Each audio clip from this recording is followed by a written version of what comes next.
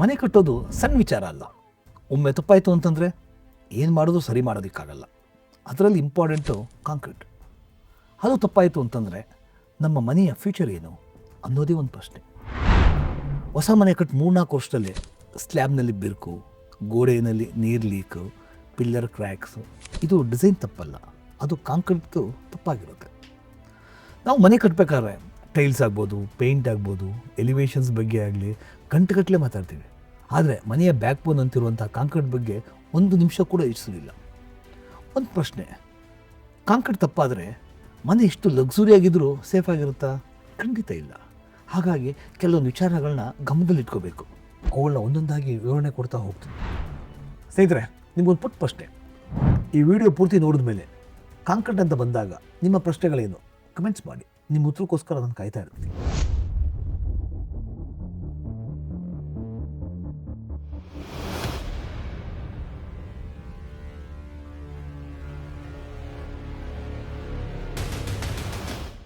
ನಮಸ್ಕಾರ ಸ್ನೇಹಿತರೆ, ನಾನು ನಿಮ್ಮ ವನಾಚೇತನ್, ಸಿವಿಲ್ ಇಂಜಿನಿಯರ್. ಕಮಲಾಸ್ ಯೂಟ್ಯೂಬ್ ಚಾನಲ್ಗೆ ಸ್ವಾಗತ. ಈ ಕಾಂಕ್ರೀಟ್ ಅನ್ನೋ ವಿಚಾರ ಅಂತ ಬಂದಾಗ ಇದರಲ್ಲಿ ಮೊದಲನೇದಾಗಿ ಕಾಂಕ್ರೀಟ್ ಅಂದರೆ ಏನು, ಎಲ್ಲಿ ಬಳಸ್ತೀವಿ? ಸಿಂಪಲ್ ಲ್ಯಾಂಗ್ವೇಜ್ನಲ್ಲಿ ಹೇಳಬೇಕು ಅಂತಂದರೆ ಕಾಂಕ್ರೀಟ್ ಅಂತಂದರೆ ಸಿಮೆಂಟ್, ಸ್ಯಾಂಡ್, ಜಲ್ಲಿ, ನೀರು ಇವುಗಳ ಮಿಶ್ರಣನೇ ಕಾಂಕ್ರೀಟ್ ಅಂತ ಹೇಳ್ತೀವಿ. ಇದು ಒಂದು ಸ್ಟ್ರಾಂಗ್ ಸ್ಟೋನ್ ಥರ ಮೆಟೀರಿಯಲ್ ಆಗಿ ಕನ್ವರ್ಟ್ ಆಗುತ್ತೆ. ನಾವು ಕಾಂಕ್ರೀಟ್ನ ಎಲ್ಲೆಲ್ಲಿ ಬಳಸ್ತೀವಿ? ಮನೆ ಕಟ್ಟಬೇಕಾದ್ರೆ ಕಾಂಕ್ರೀಟ್ ಇಲ್ಲದೆ ಒಂದು ಸ್ಟೆಪ್ ಕೂಡ ಇರೋದಿಲ್ಲ. ನಾವು ಇದನ್ನು foundation, footing, column, plinth beam, slabs, staircase, water tank ಎಲ್ಲ ಕಡೆ ಬಳಸ್ತೀವಿ. ಆದರೆ ಎಲ್ಲ ಜಾಗಕ್ಕೂ ಒಂದೇ ಕಾಂಕ್ರೀಟನ್ನು ಹಾಕಬಾರ್ದು. ಇದು ತುಂಬ ಜನರಿಗೆ ಗೊತ್ತಿರೋದೇ ಇಲ್ಲ. ಇದೇ 80% ಮನೆಗಳ ಬಿಗ್ ಮಿಸ್ಟೇಕ್ ಕೂಡ ಆಗಿರುತ್ತೆ. ಕಾಂಕ್ರೀಟ್ನಲ್ಲಿ ಎಷ್ಟು ವಿಧಗಳಿದೆ, ಅದು ಬಳಕೆ ಹೇಗೆ ಅಂತಂದರೆ, ಈಗ ನಾವು ನಾರ್ಮಲ್ ಕಾಂಕ್ರೀಟ್ ಅಂತ ಹೇಳ್ತೀವಿ. ಅದು ಹೌಸ್ ಕನ್ಸ್ಟ್ರಕ್ಷನಲ್ಲಿ ಕಾಮನ್ ಆಗಿ ಬಳಸುವಂಥ ಕಾಂಕ್ರೀಟು. ಅದರಲ್ಲಿ ಸಿಮೆಂಟು, ಸ್ಯಾಂಡು, ಜಲ್ಲಿ ಮತ್ತು ನೀರಿನ ಮಿಶ್ರಣ ಇರುತ್ತೆ. ನೆಕ್ಸ್ಟ್ ಬರೋದು RCC ಅಂತ ಹೇಳ್ತೀವಿ, ರೀಇನ್ಫೋರ್ಸ್ಡ್ ಸಿಮೆಂಟ್ ಕಾಂಕ್ರೀಟ್ ಅಂತ ಹೇಳ್ತೀವಿ. ಇದರಲ್ಲಿ ಕಾಂಕ್ರೀಟ್ ಮತ್ತು ಸ್ಟೀಲ್ ರಾಡ್ ಜೊತೆಗಿದ್ದಾಗ ಕಾಂಕ್ರೀಟ್ ಕಂಪ್ರೆಸ್ನಲ್ಲಿ ಸ್ಟ್ರಾಂಗ್ ಇರುತ್ತೆ. ಆದರೆ ಸ್ಟೀಲ್ ಟೆನ್ಷನ್ನಲ್ಲೂ ಕೂಡ ಅದು ಸ್ಟ್ರಾಂಗ್ ಇರುತ್ತೆ. ಈ ಎರಡೂ ಸೇರಿದಾಗ ಸೂಪರ್ ಸ್ಟ್ರಾಂಗ್ ಆಗುತ್ತೆ. ಇವನ್ನು ಯೂಸ್ ಮಾಡೋದು ಫೂಟಿಂಗ್ ಸಮಯದಲ್ಲಿ, ಕಾಲಮ್ನಲ್ಲಿ ಲಿಂಟ್ ಹಾಕಬೇಕಾದ್ರೆ, ಪ್ಲಿಂತ್ ಬೀಮ್ ಕ್ಯಾಶ್ ಮಾಡಬೇಕಾದ್ರೆ ಮತ್ತು ರೂಫ್ ಸ್ಲ್ಯಾಬ್ನಲ್ಲಿ ಇದನ್ನ ಬಳಸ್ತೀವಿ. ನಂತರ ಬರುವಂಥದ್ದು ಪ್ಲೈನ್ ಸಿಮೆಂಟ್ ಕಾಂಕ್ರೀಟ್, PCC ಅಂತ ಹೇಳ್ತೀವಿ. ಇದು ಸ್ಟೀಲ್ ಇಲ್ಲದೆ ಇರುವಂತಹ ಕಾಂಕ್ರೀಟ್ ಅಂತ ಹೇಳ್ತೀವಿ. ಇದು ಯೂಸ್ ಮಾಡುವಂಥ ಜಾಗಗಳೇನು ಅಂತಂದರೆ ಫ್ಲೋರಿಂಗ್ ಬೆಡ್, ಫ್ಲೋರಿಂಗ್ ಬೇಸ್ಗಳು, ಪ್ಯಾಸೇಜ್ ಏರಿಯಾ, ಇನ್ನೂ ಹಲವು ಕಡೆ ಇದನ್ನು ಬಳಸ್ತೀವಿ. ನಂತರ ಬರೋದು ರೆಡಿ ಮಿಕ್ಸ್ ಕಾಂಕ್ರೀಟ್, RMC ಅಂತ ಹೇಳ್ತೀವಿ. ಇದನ್ನು ಫ್ಯಾಕ್ಟ್ರಿನಲ್ಲಿ ಮಿಕ್ಸ್ ಮಾಡಿ ಟ್ರಾನ್ಸಿಸ್ಟ್ ಮೂಲಕ, ಅಂದರೆ ಟ್ರಾನ್ಸಿಸ್ಟ್ ಮಿಕ್ಸರ್ ಮೂಲಕ ಸೈಡ್ಗೆ ತೊಗೊಂಡ್ಬರ್ತಾರೆ. ಇದರ ಅಡ್ವಾಂಟೇಜಸ್ಗಳು ಏನು ಅಂತಂದರೆ correct proportion, consistency, quality, faster work ಇರುತ್ತೆ. ನೆಕ್ಸ್ಟ್ ಬರೋದು ಲೈಟ್ ವೇಟ್ ಕಾಂಕ್ರೀಟ್ ಅಂತ ಹೇಳ್ತೀವಿ. ಇದು ಬ್ಲಾಕ್ ವಾಲ್ಸ್ಗೆ, ಪಾರ್ಟಿಷನ್ ವಾಲ್ಗೆ ಇದನ್ನು ಬಳಸ್ತಾರೆ. ಎಕ್ಸಾಂಪಲ್, AC ಬ್ಲಾಕ್ ಬಳಸಿ ಮಾಡುವಂತಹ ಕಾಂಕ್ರೀಟ್ಗೆ ಇದನ್ನು ಬಳಸ್ತಾರೆ. ಇದು ಲೆಸ್ ಡೆನ್ಸಿಟಿ ಇದೆ ಮತ್ತು ಈಟ್ ಇನ್ಸುಲೇಷನ್ಸ್ ಪರ್ಪಸ್ಗೆ ಇದನ್ನು ಬಳಸ್ತಾರೆ. ನಂತರ ಬರೋದೆ ಹೈ ಸ್ಟ್ರೆಂತ್ ಕಾಂಕ್ರೀಟ್ ಅಂತ ಹೇಳ್ತೀವಿ. ಇದನ್ನು ಹೆವಿ ಲೋಡ್ ಸ್ಟ್ರಕ್ಚರ್ಸ್ಗೆ ಬಳಸ್ತಾರೆ. ಅಂದರೆ ಬ್ರಿಡ್ಜಸ್ಸು, ಹೈ-ರೈಸ್ ಬಿಲ್ಡಿಂಗ್ಗಳಿಗೆ ಇದನ್ನು ತುಂಬ ಜಾಸ್ತಿ ಯೂಸ್ ಮಾಡ್ತಾರೆ. ನೆಕ್ಸ್ಟ್ ಬರೋದೆ ಫೈಬರ್ ರೀಇನ್ಫೋರ್ಸ್ಡ್ ಕಾಂಕ್ರೀಟ್ ಅಂತ ಹೇಳ್ತೀವಿ. ಇದಕ್ಕೆ ನೈಲಾನು, ಗ್ಲಾಸು, ಸ್ಟೀಲ್ ಫೈಬರ್ಸ್ ಎಲ್ಲ ಸೇರಿರುತ್ತೆ. ಇದು ಕ್ರ್ಯಾಕ್ ಕಂಟ್ರೋಲ್ಗೆ ತುಂಬ ಉತ್ತಮ ಅಂತ ಹೇಳ್ತೀವಿ. ಮುಂದದು ಸೆಲ್ಫ್ ಕಾಂಪ್ಯಾಕ್ಟಿಂಗ್ ಕಾಂಕ್ರೀಟ್ ಅಂತ ಹೇಳ್ತೀವಿ, SCC ಅಂತ.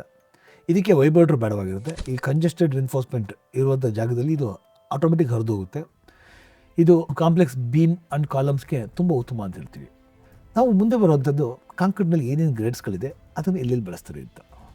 ಕಾಂಕ್ರೀಟ್ ಗ್ರೇಡ್ಸ್ ಅಂತಂದರೆ ಅದು ಕಾಂಕ್ರೀಟ್ ಸ್ಟ್ರೆಂತನ್ನು ಮೆಸರ್ ಮಾಡುವಂತಹ ಸ್ಕೇಲ್ ಅಂತ ಹೇಳ್ತೀವಿ.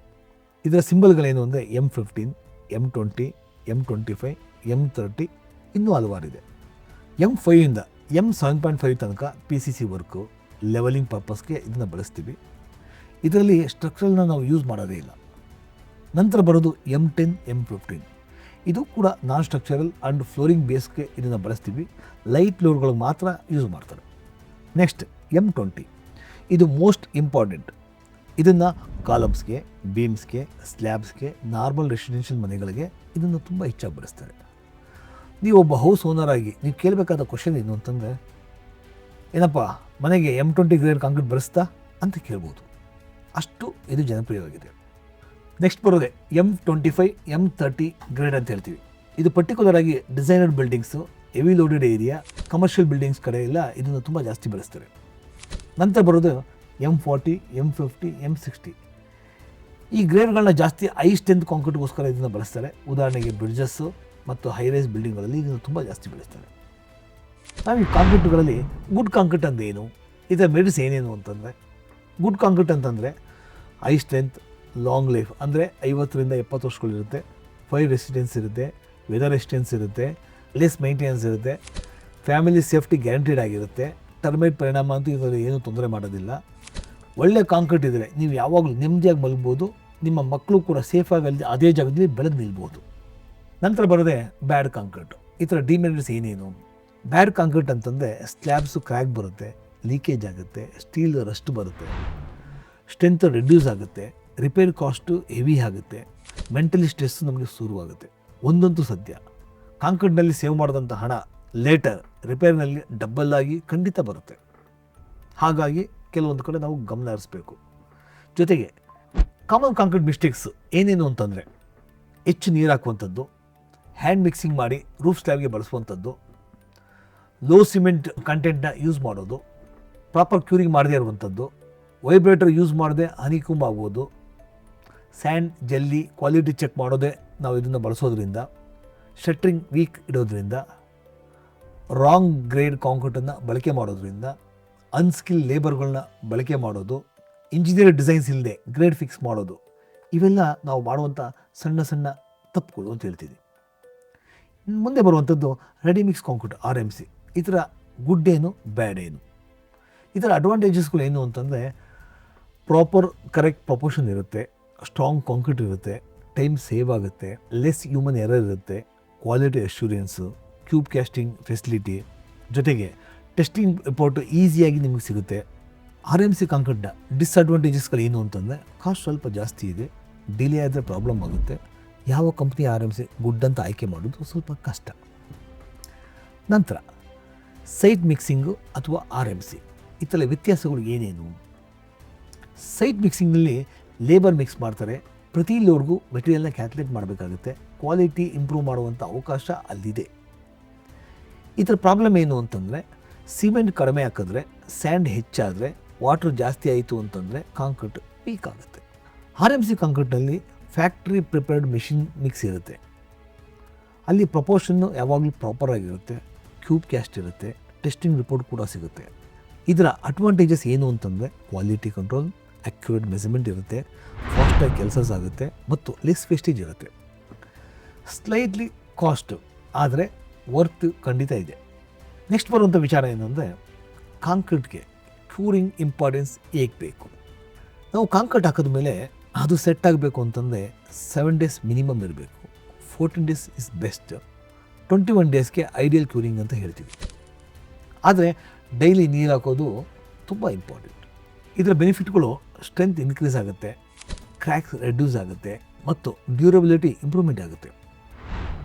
ಇನ್ ಕೇಸ್ ಕ್ಯೂರಿಂಗ್ ಮಿಸ್ ಆಯಿತು ಅಂತಂದರೆ ಕಾಂಕ್ರೀಟ್ ಒಣಗುತ್ತೆ, ವೀಕ್ ಆಗುತ್ತೆ, ಕ್ರ್ಯಾಕ್ ಬರುತ್ತೆ, ಸ್ಟ್ರೆಂತ್ ಕಡಿಮೆ ಆಗುತ್ತೆ ಮತ್ತು ಲೀಕೇಜ್ ಸಮಸ್ಯೆ ಖಂಡಿತ ಬರುತ್ತೆ. ಮನೆ ಕಟ್ಟುವಂಥ ಓನರ್ಗಳಿಗೆ ಕೆಲವೊಂದು ಟಿಪ್ಸ್ಗಳು ಕೊಡೋಣ ಅಂತ ಅಂದ್ಕೊಂಡಿದ್ದೀನಿ. ಅದೇನು ಅಂತಂದರೆ, ಇಂಜಿನಿಯರ್ ಇಲ್ಲದೆ ಮನೆ ಸ್ಟಾರ್ಟ್ ಮಾಡೋದು ಬೇಡ. ಮೆಟೀರಿಯಲ್ ಕ್ವಾಲಿಟಿ ಯಾವಾಗಲೂ ಚೆಕ್ ಮಾಡಿ, ಅದರಲ್ಲಿ ನಮ್ಮದು ಕಾಂಕ್ರೀಟ್ ಗ್ರೇಡನ್ನು ಕನ್ಫರ್ಮ್ ಮಾಡಿಕೊಂಡೇ ಕೆಲಸ ಮಾಡಿ. ನಿಮಗೆ ಅದು ಗೊತ್ತಾಗಿಲ್ಲ ಅಂದರೆ ಒಬ್ಬ ಉತ್ತಮವಾದ ಇಂಜಿನಿಯರ್ನ ಸಲಹೆ ಪಡ್ಕೊಳ್ಳಿ. ಸ್ಲ್ಯಾಬ್ ಕಾಂಕ್ರೀಟ್ ಟೈಮ್ನಲ್ಲಿ ಓನರ್ ಪ್ರೆಸೆಂಟ್ ತುಂಬ ಮುಖ್ಯ. ಮಿನಿಮಮ್ 14 days ಕ್ಯೂರಿಂಗ್ ಮಾಡಿ. ಮಳೆ ಮತ್ತು ಬಿಸಿಲಿಗೆ ಪ್ರೊಟೆಕ್ಷನ್ಗೆ ಅರೇಂಜ್ ಮಾಡ್ಕೊಳ್ಳಿ. ಕಾಂಕ್ರೀಟ್ ಗ್ರೇಡ್ಸ್ ಯಾವಾಗಲೂ ಇಂಜಿನಿಯರ್ ಡಿಸೈನ್ ಮೇಲೆ ಡಿಪೆಂಡ್ ಆಗಿರುತ್ತೆ. ಯಾವಾಗಲೂ ಕೆಲಸ ಗೊತ್ತಿಲ್ಲದಿರುವಂಥ ಮೇಸ್ತ್ರಿ ಮಾತಿಗೆ ಅಥವಾ ಅತಿ ಜನಗಳ ಸಲಹೆಗಳಿಗೆ ಮೋಸ ಹೋಗೋಕ್ಕೂ ಬೇಡಿ. ಮನೆ ಡಿಸೈನ್ ಮಾಡಬೇಕಾದ್ರೆ ಸ್ಟ್ರಕ್ಚರ್ ಇಂಜಿನಿಯರ್ಸ್ ಅಂತ ಏನು ಹೇಳ್ತೀವಿ, ಅವರ ಡಿಸೈನ್ಸ್ ಕಂಪಲ್ಸರಿ ಇರಲೇಬೇಕು. M20 ಮತ್ತು M25 ಸೇಫ್ ಆಯ್ಕೆ ಅಂತ ನಾನು ನಿಮಗೆ ಹೇಳ್ತೀನಿ. ರೆಡಿಮಿಕ್ಸ್ ಕಾಂಕ್ರೀಟ್ ಯಾವಾಗಲೂ ಬೆಸ್ಟ್ ಕ್ವಾಲಿಟಿ ಅಂತ ನಾನು ಹೇಳೋದಕ್ಕೆ ಇಷ್ಟಪಡ್ತೀನಿ. ಕಾಂಕ್ರೀಟ್ ಹಾಕಬೇಕಾದ್ರೆ vibrator must and should use ಮಾಡಲೇಬೇಕು. ನೀವು ಸ್ಯಾಂಡ್ ಆಯ್ಕೆ ಮಾಡಬೇಕಾದ್ರೆ ಉತ್ತಮವಾದನ್ನು ಆಯ್ಕೆ ಮಾಡ್ಕೊಳ್ಳಿ. ವಾಟರ್ ಸಿಮೆಂಟ್ ರೇಷಿಯೋ ಕಂಟ್ರೋಲ್ ಕರೆಕ್ಟಾಗಿರಬೇಕು. ಕಾಂಕ್ರೀಟ್ ಮುಂಚೆ ಸ್ಟೀಲ್ಗೆ ಕವರಿಂಗ್ ಬ್ಲ್ಯಾಕನ್ನು ಪ್ರೊವಿಷನ್ ಮಾಡಿ. ಕಾಂಕ್ರೀಟ್ ಹಾಕಿದ ನಂತರ ಒಂದು 24 ಗಂಟೆ ಜಾಸ್ತಿ ಯಾರೂ ಓಡಾಡೋದು ಬೇಡ. ಸ್ನೇಹಿತರೆ, ಕೆಲವೊಂದು ಕಡೆ ಮಾತುಗಳು, ಟೈಲ್ಸ್ ವಿಚಾರವಾಗಿ ಕಾಂಪ್ರಮೈಸ್ ಮಾಡ್ಬೋದು, ಪೇಂಟ್ ವಿಚಾರದಲ್ಲೂ ಕೂಡ ನಾವು ಚೇಂಜ್ ಮಾಡ್ಬೋದು, ಎಲಿವೇಷನ್ ಬೇಕಾದರೂ ಮಾಡಿಫೈ ಮಾಡ್ಬೋದು. ಆದರೆ ಕಾಂಕ್ರೀಟ್ ವಿಚಾರದಲ್ಲಿ ಕಾಂಪ್ರಮೈಸ್ ಮಾಡೋದಕ್ಕೆ ಖಂಡಿತ ಆಗಲ್ಲ. ಮುಂದೆ ನಾವು ಕಷ್ಟ ನೋಡಬೇಕಾಗುತ್ತೆ. ಹಾಗಾಗಿ ಗ್ರೇಡ್ ಯಾವತ್ತೂ ಕರೆಕ್ಟಾಗಿ ಇರಲಿ, ಮಿಕ್ಸಿಂಗು ಪ್ರಾಪರ್ ಇರಲಿ, ಕ್ಯೂರಿಂಗು ಸರಿ ಇರಲಿ. ಯಾವಾಗಲೂ ಸ್ಟ್ರಾಂಗ್ ಕಾಂಕ್ರೀಟ್ ಅಂತಂದರೆ ಸ್ಟ್ರಾಂಗ್ ಫ್ಯಾಮಿಲಿ ಅಂತ ಹೇಳ್ತೀನಿ. Right grade, right mixing, right curing ಅದು ಸರಿ ಇದ್ದರೆ ಸ್ಟ್ರಾಂಗು ಮತ್ತು ಸೇಫ್ ಫ್ಯಾಮಿಲಿ ಜೊತೆಗೆ ಒಂದು ಲಾಂಗ್ ಲೈಫ್ ಕೂಡ ಇರುತ್ತೆ. ಯಾರೂ ಇಲ್ಲದೆ ಮೇಸನ್ನೊಂದಿಗೆ ಕಟ್ಟುವಂಥ ಕನ್ಸ್ಟ್ರಕ್ಷನ್ನು ಫ್ಯೂಚರ್ ಪ್ರಾಬ್ಲಮ್, ಆದರೆ ಇಂಜಿನಿಯರ್ ಡಿಸೈನ್ ಮಾಡುವಂಥ ಮನೆ ಲೈಫ್ ಟೈಮ್ ಸೇಫ್ಟಿ ಆಗಿರುತ್ತೆ. ಸ್ನೇಹಿತರೆ, ಕಾಂಕ್ರೀಟ್ ಬಗ್ಗೆ ನಿಮಗೆ ಎಷ್ಟು ಗೊತ್ತು ಅನ್ನೋ ವಿಚಾರವಾಗಿ ಮತ್ತು ಅದರ ಗುಡ್ ಮತ್ತು ಬ್ಯಾಡ್ ಬಗ್ಗೆ ನಾನು ನಿಮಗೆ ಸಂಪೂರ್ಣ ವಿವರಣೆಯನ್ನು ನೀಡಿದ್ದೀನಿ ಅಂತ ಅಂದ್ಕೊಳ್ತೀನಿ.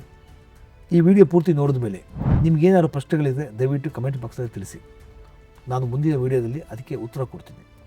ನಾನು ಕಳೆದ ವಿಡಿಯೋದಲ್ಲಿ ಮನೆ ಯಾರಿಗೆ ಇಂಪಾರ್ಟೆಂಟು, ನಮ್ಗೆ ಅಥವಾ ನಮ್ಮ ಮಕ್ಕಳಿಗ, ಇದ್ರ ಬಗ್ಗೆ ಒಂದು ವಿಡಿಯೋ ಮಾಡಿದ್ದೆ. ಅದರಲ್ಲಿ ತುಂಬ ಉತ್ತಮವಾದ ಮಾಹಿತಿ ಇದೆ. ಅದರ ಲಿಂಕನ್ನು ಡಿಸ್ಕ್ರಿಪ್ಷನಲ್ಲಿ ಕೊಟ್ಟಿದ್ದೀನಿ, ನೋಡಿ ಸಪೋರ್ಟ್ ಮಾಡಿ. ಈ ವಿಡಿಯೋ ನಿಮಗೆ ಉಪಯುಕ್ತ ಅಂತ ಅನಿಸಿದರೆ ಲೈಕ್ ಮಾಡಿ, ಶೇರ್ ಮಾಡಿ, ಕಮಲಾಸ್ ಯೂಟ್ಯೂಬ್ ಚಾನಲ್ಗೆ ಸಬ್ಸ್ಕ್ರೈಬ್ ಮಾಡಿ. ಸ್ನೇಹಿತರೆ, ಮನೆ ಕಟ್ಟು ವಿಚಾರದಲ್ಲಿ ನಿಮಗೆ ಏನೇನು ಪ್ರಶ್ನೆಗಳಿದೆ, ಯಾವ ವಿಚಾರವಾಗಿ ವಿಡಿಯೋ ಮಾಡಬೇಕು ಅನ್ನೋದನ್ನು ಕಮೆಂಟ್ಸ್ ಬಾಕ್ಸಲ್ಲಿ ತಿಳಿಸಿ. ನಾನು ಅದರ ಬಗ್ಗೆ ಉತ್ತಮವಾದ ಮಾಹಿತಿಯನ್ನು ಕಲೆಕ್ಟ್ ಮಾಡಿ ನಿಮಗೆ ಒಂದು ವಿಡಿಯೋ ರೂಪದಲ್ಲಿ ಕೊಡ್ತೀನಿ. ನಾನು ನಿಮ್ಮ ವನಾಚೇತನ್. ಉತ್ತಮವಾದ ಮಾಹಿತಿಯೊಂದಿಗೆ ಮುಂದಿನ ವಿಡಿಯೋದಲ್ಲಿ ಮತ್ತೆ ಸಿಗೋಣ. ಅಲ್ಲಿವರೆಗೂ ಎಲ್ಲರಿಗೂ ಧನ್ಯವಾದಗಳು.